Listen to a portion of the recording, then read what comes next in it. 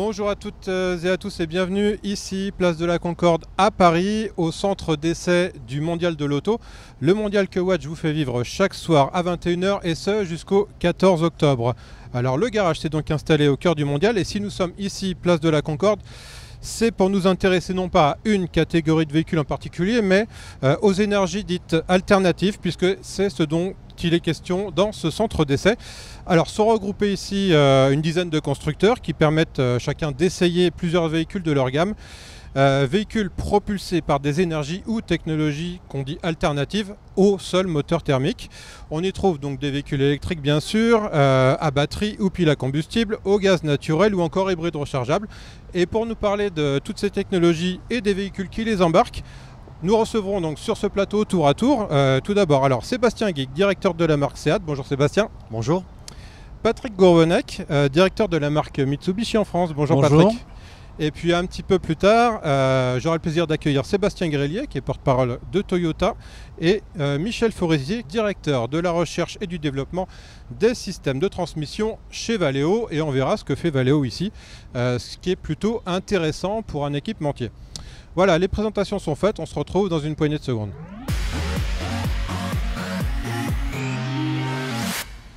Alors Patrick, Sébastien, alors c'est la première fois que le centre d'essai du Mondial est déporté ici. Déjà je vais vous demander à vous Patrick, ce que vous faites ici, parce que je crois que vous n'exposez pas au parc des expositions cette année. Oui, alors absolument, il y avait un grand débat sur la présence ou pas au Salon de Paris. En tout cas, ça a été tranché de ne pas être présent. Par contre, on a souhaité être présent ici sur cette initiative parce que l'hybride rechargeable, une solution que nous présentons aujourd'hui, est quand même assez méconnue du grand public et il fallait encourager les essais. Et on trouvait effectivement que cette initiative était vraiment parfaite pour nous. Et vous, alors Sébastien, vous êtes également présent sur ce centre d'essai. Vous avez un très beau pavillon à vous tout seul, j'ai envie de dire, mondial, puisque vous êtes à l'extérieur des pavillons. Alors vous l'aviez déjà fait l'année dernière, mais avec également un stand à l'intérieur. Là, vous êtes uniquement à l'extérieur. Et dites-nous un petit peu ce que vous présentez déjà là-bas, porte de Versailles. Si les visiteurs y vont, qu'est-ce qu'ils vont pouvoir découvrir chez vous ? Alors tout à fait, porte de Versailles, donc nous sommes à l'extérieur juste en face de l'entrée principale. C'est un stand entièrement dédié aux SUV, donc c'est ces véhicules tant à la mode en ce moment et depuis quelques années déjà. Nous présentons en première mondiale le nouveau Seat Tarraco, donc notre grand SUV 7 places, qui est en compagnie de ses petits et moyens frères, donc Seat Arona, aussi SUV de gamme compacte, et le Seat ATK qui avait été présenté d'ailleurs à Paris il y a 2 ans. Nous sommes aussi d'ailleurs, si tu me permets, à Gare Saint-Lazare avec un centre d'essai Arona, dans les galeries du BHV au Marais, en présentant la marque Cupra et bien sûr ici, et je crois qu'on va en parler. Vous avez investi pareil, hein. Voilà. Alors, place de la Concorde, donc vous êtes venu proposer à l'essai des véhicules qui sont à moteur thermique, mais qui fonctionnent au gaz naturel. Voilà. Et au Mondial, vous lancez l'Arona TGI également, donc le petit SUV urbain propulsé avec cette énergie. Alors, pourquoi déjà ce choix du gaz naturel? Parce qu'on se pouvait se demander après l'échec commercial, en tout cas du GPL en France, pourquoi est-ce que vous croyez davantage à cette technologie, à cette énergie, le gaz naturel? Alors le gaz naturel, c'est une énergie c'est un système qui existe depuis très longtemps, puisque ça a été inventé d'ailleurs à la fin des années 1862 par un Français d'ailleurs, donc c'est encore plus ancien que le moteur à explosion, le moteur essence. Et pourquoi le GNV? Tout simplement parce que chez Seat, 4 modèles de la gamme sont disponibles avec cette motorisation qui est bivalente, puisque c'est issu des moteurs essence avec des caractéristiques techniques bien plus performantes. Et donc nous avions envie de franchir le pas en France, comme la marque Seat l'a déjà fait en Italie, un marché bien plus mûr sur cet aspect du GNV, mais aussi en Espagne et en Allemagne. Donc maintenant nous venons à la conquête de la France, si je peux me permettre l'expression, sur cette motorisation. Alors Patrick, vous, la Outlander PHEV, on peut dire que c'est un des véhicules pionniers pour le coup du plug-in hybride rechargeable. D'ailleurs, expliquez-nous déjà comment ça fonctionne l'hybride rechargeable et quelle est la différence avec l'hybride non rechargeable ou rechargeable mais sans prise de courant. Alors la technologie est différente parce qu'il s'agit d'une voiture électrique déjà. Ouais. Donc la conception de l'automobile, elle est faite sur la base d'une voiture électrique, sur laquelle on va rajouter un moteur thermique qui va nous permettre, quand on est évidemment sur des longs trajets, d'utiliser le véhicule sur des plus longues distances. Et donc l'idée de départ, c'était de dire puisque Mitsubishi est un fabricant de SUV, 4 roues motrices, c'était de dire, en termes de stratégie, qu'est-ce qu'on pourrait mettre comme technologie pour continuer à vendre et à fabriquer ce que nous savons faire. Des véhicules 4 roues motrices, boîte automatique, et justement cette technologie nous permet de le faire.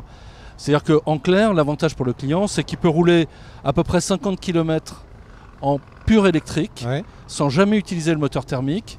Et on sait qu'en moyenne, un déplacement quotidien, c'est aux alentours de 20 km. Donc ça lui permet de rouler sans émission et un coût aussi extrêmement raisonnable. Ouais. Alors tu parlais de l'autonomie, je peux la confirmer parce qu'on a essayé très récemment cette nouvelle version de Outlander PHEV et on était sans problème sur ces 50 km. Donc ce qui est plutôt pas mal, effectivement, on est généralement en dessous des autonomies annoncées. Nous on était largement dedans, donc c'est plutôt bien. Sébastien, je reviens sur le gaz. On a dit que c'était donc un moteur thermique traditionnel. Où se situe la différence en fait? Est-ce que demain je peux passer ma voiture au gaz naturel ou comme on peut le faire avec le GPL, avec un système de bicarburation, ou est-ce que c'est pas possible? Alors techniquement c'est possible, il y a des gens qui font ça. Nous chez Seat, le parti pris a été de dire ce sont des véhicules qui sont faits à l'usine, donc concrètement dans ce cas-ci à l'usine de Martorell à Barcelone en Espagne. Donc c'est des véhicules qui ont exactement la même garantie constructeur. Et la partie intéressante pour le client, c'est que ça se conduit comme un véhicule essence. L'autonomie est similaire à un véhicule essence, le prix d'achat est similaire. Par contre le prix du carburant est moins cher et bien sûr le CO2 et le NOx sont bien plus performants. D'où l'intérêt et l'attrait du véhicule, sans demander pour autant au consommateur qui s'arrête trop souvent rechargé ou qui change ses habitudes de roulage. Alors, vous dites que les prix à l'achat sont similaires. On peut donner une petite différence entre, par exemple, un Arona essence et puis la même finition en version gaz? Alors, nous, on se base plutôt sur la comparaison avec le diesel, puisqu'il y a notamment une clientèle importante qui est la vente aux entreprises. Donc, concrètement, la Seat Leon que nous lançons aujourd'hui, d'ailleurs, sur le marché français en version TGI. TGI, c'est le nom commercial du CNG pour la France. Elle est exactement 100 € moins chère que le véhicule diesel. D'accord. L'économie au roulage, en fonction des kilomètres que vous faites sur l'année, est entre 700 et 1000 €. Et donc voilà les ordres de grandeur. Ensuite pour les entreprises, il y a des avantages sur la TVA du carburant ou la TVS ou la carte grise, mais ça c'est des cas un petit peu plus particuliers et techniques peut-être. Patrick, quand vous vendez un Outlander PHEV, votre argument c'est quoi? C'est de le comparer à l'essence ou de le comparer au diesel, ou c'est complètement autre chose? C'est autre chose. C'est une nouvelle habitude de rouler et d'utiliser son véhicule.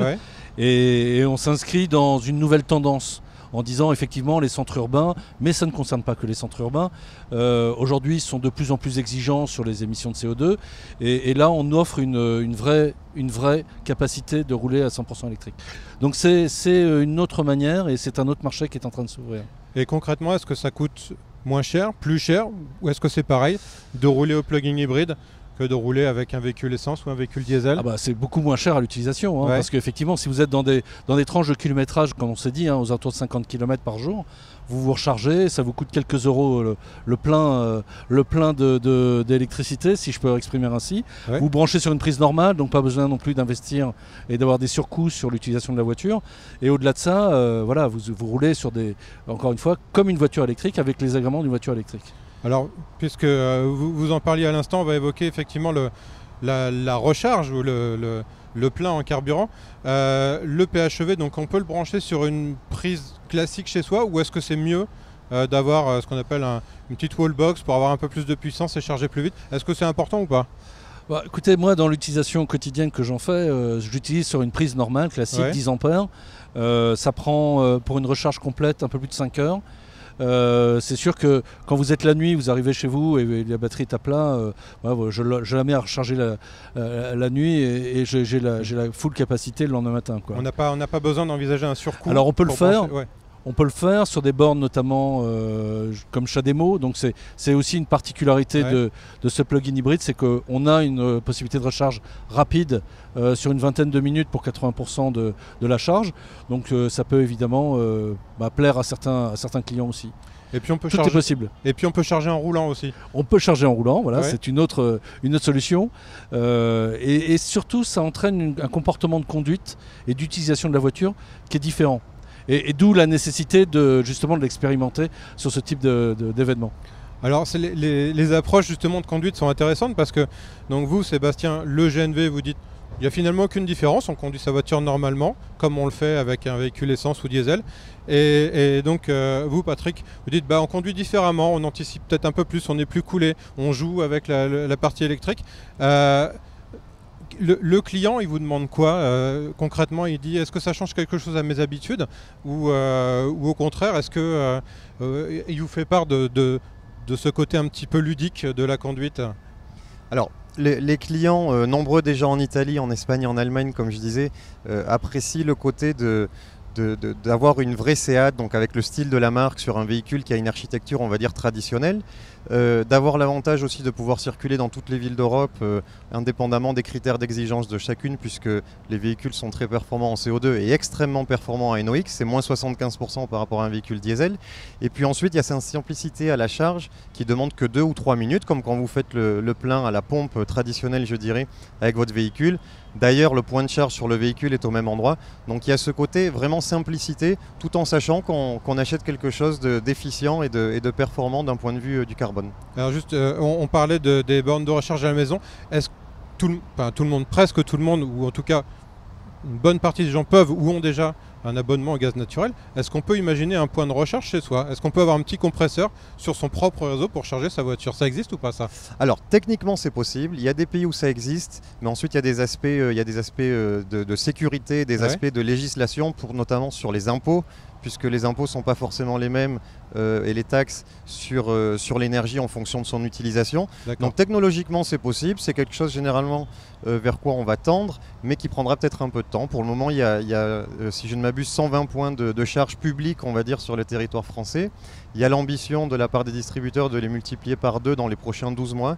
Et il y a une réglementation européenne qui dit qu'il faudra qu'il y ait une pompe de GNV en 2025 tous les 150 km partout en Europe. D'accord, donc pour vous effectivement, là où aujourd'hui on est dans une clientèle, on va dire, très entreprise ou très collectivité, il y a un réel potentiel vers le grand public aujourd'hui, c'est ça? Tout à fait, et on le voit dans nos pays voisins, surtout l'Italie, mais aussi l'Espagne et l'Allemagne. Donc oui, tout à fait, pour le client particulier, c'est une bonne option aussi.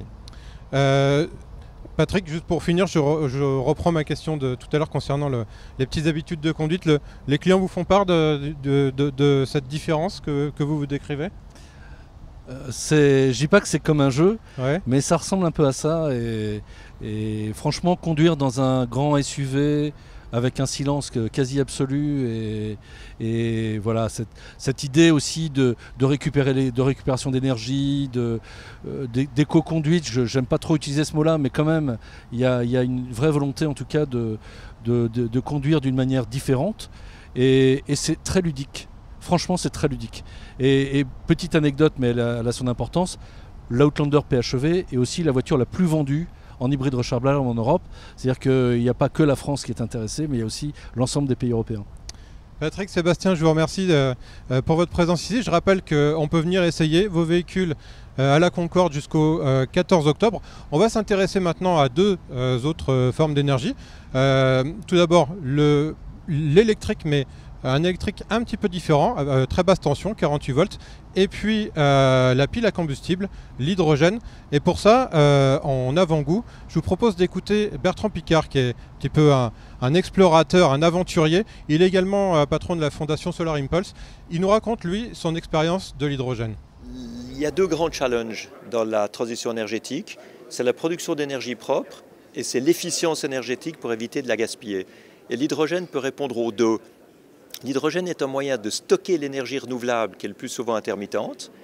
Et ensuite, quand on veut être efficient, on va utiliser cette électricité stockée dans l'hydrogène dans ce qui est toute motorisation électrique, parce que la motorisation électrique est infiniment plus efficiente que les moteurs à combustion qui sont d'un autre âge.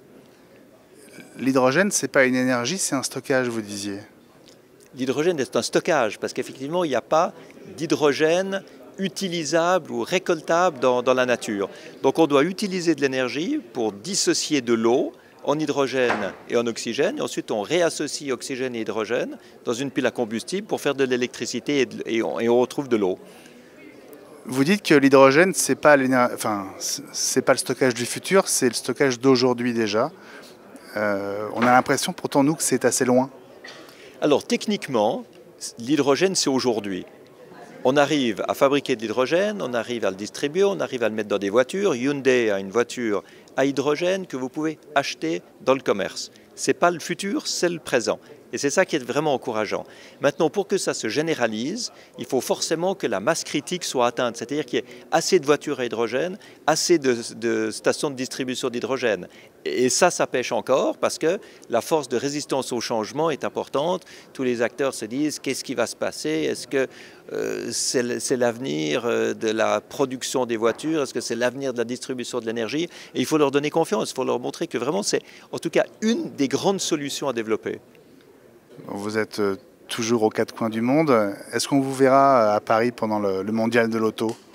Alors, je suis dans plusieurs continents au mois d'octobre. Si j'arrive à passer, je le ferai très volontiers parce que je crois que c'est un des endroits où on peut sensibiliser le public à toutes ces technologies totalement modernes qui permettent d'être beaucoup plus efficients. Et il faut encourager le public en montrant que la mobilité peut être propre. La mobilité électrique, elle existe aujourd'hui. Merci beaucoup Bertrand. Avec plaisir.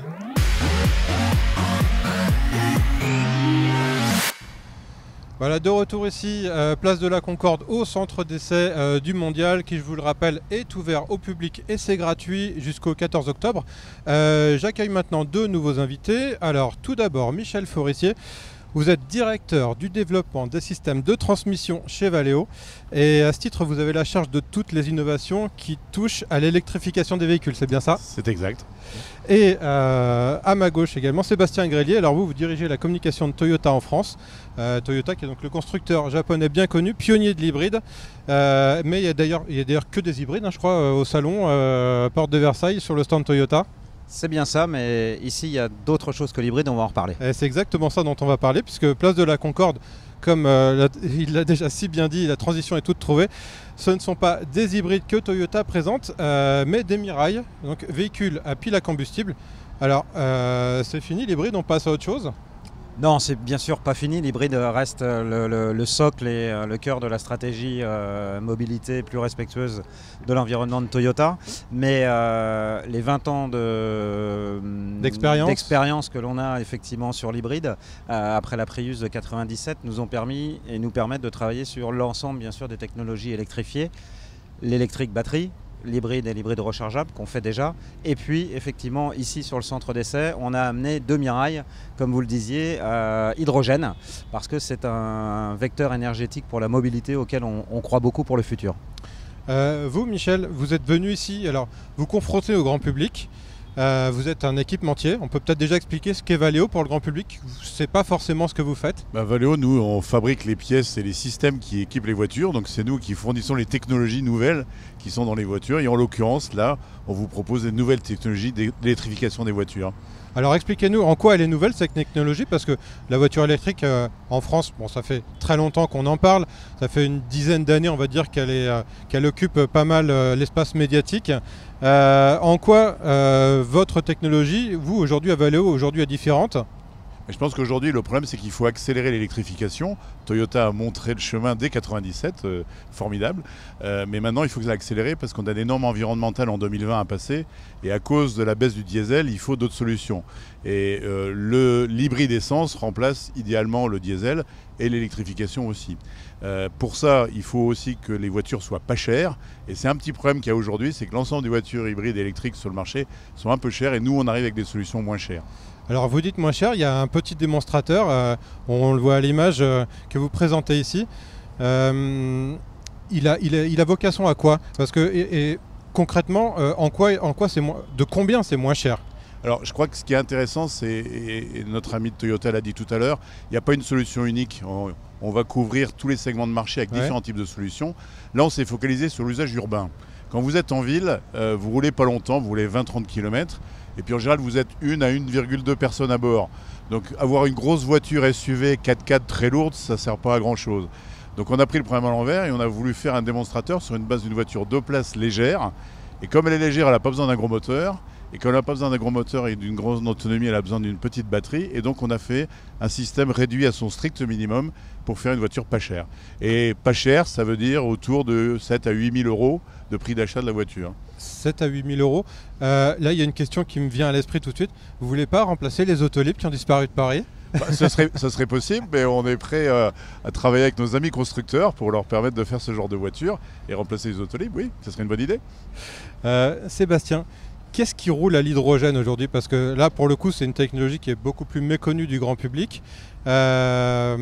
Concrètement, moi, demain en particulier, si je veux rouler à l'hydrogène, c'est possible? Alors c'est possible depuis aujourd'hui, puisque pas plus tard que ce matin, on met la Mirai en vente pour le grand public en France, ce qui n'était pas encore le cas.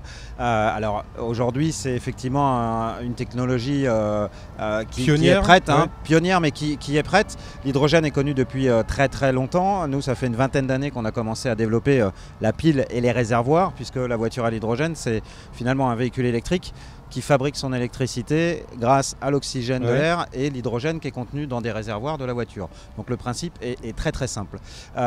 Donc aujourd'hui, on peut commencer à acheter des véhicules hydrogène en France ou en Europe. Maintenant, ça va prendre du temps pour le développer, un petit peu comme l'hybride il y a 20 ans, parce qu'il faut une infrastructure et des bornes, là, des stations de recharge d'hydrogène, comme il faut des bornes électriques pour les véhicules à batterie. Vous avez parlé d'un développement qui dure depuis à peu près 20 ans. C'est à peu près ce que nous disent tous les constructeurs qui travaillent sur l'hydrogène. On a l'impression que c'est très très long. Est-ce que vous pensez que ça pourrait être rentable pour la marque de développer de tels véhicules? Alors oui, on a lancé la Mirai, la berline, il y a maintenant un peu plus de 3 ans, fin 2015. Ouais. On a récemment annoncé qu'on allait étendre cette technologie, et pas seulement aux voitures d'ailleurs, puisque début 2020, on va lancer la 2e génération de Mirai, et à côté, on va lancer aussi des véhicules utilitaires, et également, là où ce serait intéressant l'hydrogène, c'est tous les gros véhicules type bus pour les transports en commun, et on sait qu'ici à Paris c'est un vrai enjeu. Ouais. Et puis on a également à Los Angeles aux États-Unis depuis 2 ans un test sur un camion 44 tonnes hydrogène, parce qu'on pense que l'hydrogène peut être une des solutions pour remplacer le diesel pour ces gros véhicules longue distance. On va essayer d'être un petit peu concret, même si ça risque peut-être d'être un petit peu, je veux dire entre guillemets choquant, mais on va parler coût. Aujourd'hui, ça coûte combien de rouler à hydrogène, et à l'achat et au roulage? Alors, à l'achat, ça coûte effectivement encore plus cher. Ouais. Aujourd'hui, une Mirai est vendue en France 78 900 €, sur lequel, puisque c'est un véhicule zéro émission, vous avez le droit aux 6 000 € de bonus. L'objectif qu'on s'est assigné chez Toyota, c'est qu'en 2025, on sera à la 3e génération. Ouais. Et à ce moment-là, si je schématise, on divisera à peu près par 2 les coûts pour avoir des véhicules hydrogène au même prix qu'un véhicule hybride équivalent aujourd'hui. À l'usage, le plein d'hydrogène aujourd'hui, c'est environ 50 €, donc exactement, je dirais, identique à un plein d'essence ou de diesel. D'accord, avec une autonomie pour le coup électrique. Alors, il faut expliquer, si ça n'a pas été bien compris, c'est que l'hydrogène alimente une pile à combustible qui fabrique de l'électricité, qui alimente des moteurs électriques. Voilà. Donc en termes d'autonomie, avec un plein sur une Mirai, un plein d'hydrogène? On est à 100 km par kilo, donc sur la Mirai par exemple, on embarque 5 kg d'hydrogène, donc on a 500 km. On a une vraie autonomie de véhicule à essence classique. L'avantage, c'est que pour faire le plein, refaire le plein, ça vous prend que 3 à 5 minutes, et vous faites le plein même si c'est un gaz, comme vous faites votre plein d'essence ou de diesel. Michel, on est donc dans l'électrique, hein, finalement, entre vous deux. Sur l'électrique plus classique, plus conventionnelle, est-ce qu'il y a une technologie, ou l'électrification plus exactement, est-ce qu'il y a une grosse tendance qui se dégage aujourd'hui par rapport à il y a quelques années? Je pense que l'électrification est en train de se généraliser à cause des réglementations. C'est un passage obligé. C'est un passage obligé. Ouais. Et donc c'est pas un risque, c'est plutôt une opportunité de développer des nouvelles technologies, les moteurs, les électroniques qui vont avec les moteurs, les systèmes de charge qui vont avec. Alors évidemment, pour les grands trajets, l'hydrogène fera le travail, et je pense que c'est une bonne idée. Pour les plus petits trajets, les batteries font le travail. Donc là, il faut des systèmes de charge. Donc il y a des systèmes de charge rapides qui sont en train de se développer. Ouais. Le problème reste quand même le prix général de la voiture électrique à la base, qui est essentiellement lié au prix des batteries. Alors on voit que les batteries évoluent assez vite, le prix des batteries descend régulièrement chaque année. Mais avant qu'on soit vraiment avec la parité avec le moteur thermique, il faudra attendre au moins encore à peu près 10 ans. Donc entre-temps, c'est là où nous, on propose des technologies, on va dire, un petit peu plus disruptives, en jouant sur ce qu'on appelle la basse tension. Alors il faut savoir que dans les réglementations internationales, au-dessus de 60 volts, c'est la haute tension, c'est dangereux, vous ne pouvez pas mettre les doigts, c'est dangereux pour vous. Ouais. En dessous de 60 volts, là vous pouvez mettre les doigts, vous prenez une petite châtaigne, mais c'est pas très grave. Donc là on a développé des voitures en 48 volts, c'est en dessous de 60, Ouais. qui permettent d'avoir suffisamment d'énergie électrique pour rouler, mais vous pouvez la faire maintenir dans un garage normal sans aucun problème. Et il n'y a pas de système de protection bizarroïde dans la voiture pour la haute tension. Alors on parle de 48 volts, c'est typiquement le chiffre qui revient très souvent aujourd'hui, mais non pas en électrique mais en mild hybride. Alors ou hybride léger, c'est-à-dire un hybride d'assistance qui ne permet pas de rouler en tout électrique. C'est quoi la différence entre ces deux 48 volts? Alors je vais y revenir. Alors d'abord, grande admiration pour Toyota qui a inventé l'hybride quand même et qui a montré la voie à tout le monde. Nous maintenant ce qu'on a fait, c'est nous qui avons inventé l'hybride 48 volts, qui est un hybride moins cher, un peu moins performant, on vous le concède, mais moins cher, et qui se développe maintenant comme une traînée de poudre à cause du Dieselgate et à cause des normes 2020. On va faire des millions de systèmes hybrides électriques en 48 volts, et donc on va atteindre des coûts de production qui vont être très bas parce qu'on a des grosses usines, notamment en France, pour produire ces systèmes-là. Et du coup, comme ces moteurs et ces électroniques vont être beaucoup réduits en termes de coûts, c'est très facile pour nous à ce moment-là de proposer des systèmes de propulsion, donc des moteurs avec la même technologie et donc à des coûts contrôlés. Alors, pour terminer, vous, en tant qu'équipementier, est-ce que vous voyez un avenir et sinon à quelle échéance vous le voyez décliner pour tout ce qui est combustion classique finalement? C'est-à-dire gaz, agrocarburant, essence Alors paradoxalement, dans toutes les études marketing, puisqu'on nous on travaille avec tous les constructeurs du monde, donc on a une petite idée de ce qui se passe, ce qu'on voit c'est que le moteur à combustion continue à croître, paradoxalement, jusqu'à à peu près 2023. Je crois qu'on partage ça avec Bosch. Et on voit après ça diminuer. Mais ça diminue assez lentement. Pourquoi? Parce que le marché mondial croît toujours beaucoup. L'hybride est quand même, qui comporte un moteur thermique, continue à être quand même le mainstream, la voie privilégiée en termes de capacité pour les gens à l'acheter à des prix raisonnables. L'électrique va générer essentiellement toute la croissance du marché va être en électrique. Mais tout le reste va rester pendant encore de nombreuses années avec des moteurs thermiques. La plupart seront essence et la plupart hybridés. Comme quoi Toyota était vraiment un pionnier. Michel Forestier, Sébastien Grelier, merci beaucoup d'avoir accepté notre invitation. Nous, on resterait bien sur ce plateau parce que finalement, on est pas mal ici, place de la Concorde. Ouais. Je vous rappelle donc, vous pouvez venir essayer des voitures ici jusqu'au 14 octobre. Nous, on se retrouve dès demain soir pour une nouvelle émission spéciale mondiale. D'ici là, les programmes continuent sur Watch. Salut à tous.